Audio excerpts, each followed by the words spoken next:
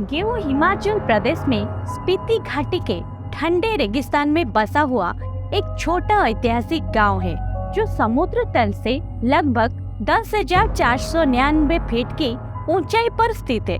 गेओ गांव भारत चीन सीमा के करीब मौजूद है, जिसे अपनी प्राकृतिक खूबसूरती के लिए तो जाना ही जाता है। लेकिन एक ऐसी चीज भी यहाँ मौजूद है जिसे देखने के लिए पर्यटक यहाँ दूर दूर से आते हैं।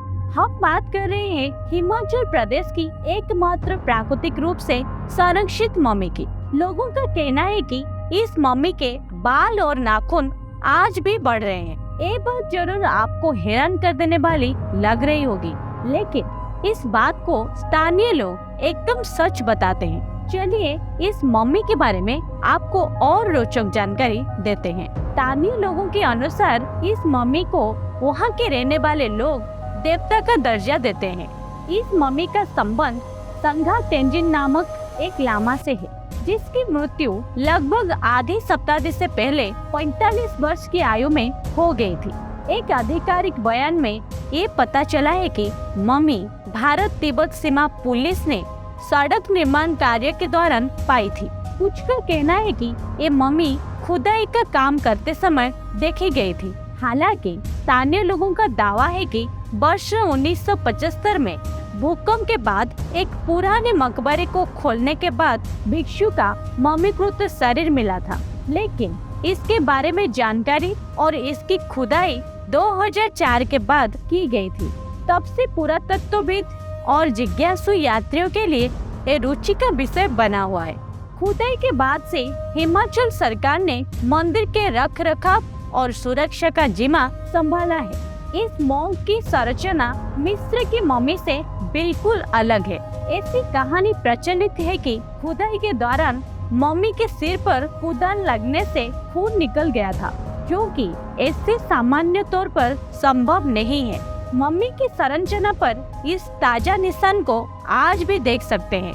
आपको बता दें, 2009 तक ये मम्मी ITBP के कैंपस में रखी गई थी। देखने वालों की भीड़ बढ़ने की वजह से इसे गांव में स्थापित कर दिया गया। इस मम्मी की वैज्ञानिक जांच में पता चला है कि मम्मी की उम्र करीब 550 वर्ष पुरानी है। मम्मी बनाने में एक खास तरह का लेप मृत शरीर पर लगाया जाता है, लेकिन गेओ मम्मी पर किसी भी तरह का लेप नहीं लगाया गया है। फिर भी इतने सालों से ये मम्मी कैसे सुरक्षित है, सवाल हर किसी के मन में। स्थानीय लोगों के अनुसार चौंकाने वाली तो सबसे बड़ी ये है कि इस मम्मी के बाल और नाखून आज भी बढ़ रहे हैं, जिस वजह से लोग इसे एक जीवित भगवान मानते हैं और इसकी पूजा करते हैं।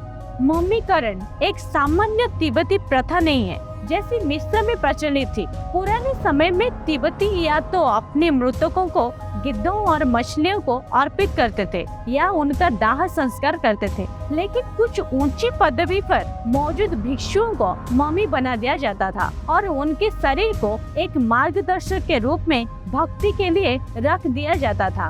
लगभग सभी तिब्बती भिक्षुओं को बैठने की स्थिति में मम्मीकृत या संरक्षित कर दिया जाता था, फिर लेटने की मुद्रा में रख दिया जाता था। मिस्र और तिब्बती मम्मियों के बीच एक और अंतर है। मिस्रवासी मृतकों के शरीर को संरक्षित करने के लिए कई केमिकल तरीकों का इस्तेमाल करते थे और तिब्बती मम्मियों को प्राकृतिक कहा जाता था, जिसका अर्थ है कि भिक्षु भूख और ध्यान के माध्यम से खुद को मृत्यु की ओर समर्पित कर देते थे।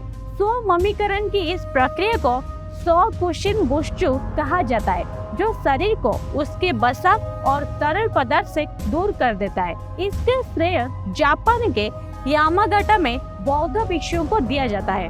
आपको जानकर हैरानी होगी, इस प्रक्रिया में 10 साल तक लग सकते हैं। जहरीले नट, जड़ों, जड़ी बूटियों और पेड़ के रस के आहार के साथ भिक्षु धीमी गति से भूखमरी में चले जाते हैं।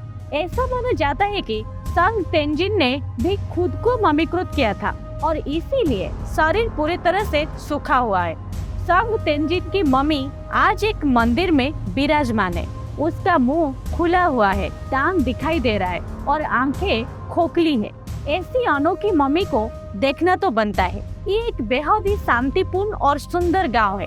इस गांव में लगभग 100 लोग रहते हैं। यहाँ के निवासी अपनी जरूरतों को पूरा करने के लिए दूर दूर की जगहों तक पैदल यात्रा करते हैं। इस गांव की दूरी काजा शहर से लगभग 80 किलोमीटर की दूरी पर स्थित है। ये जगह शिमला से लगभग 430 किलोमीटर और मनाली से कुंजुम दर्रे के माध्यम से 250 किलोमीटर दूर है।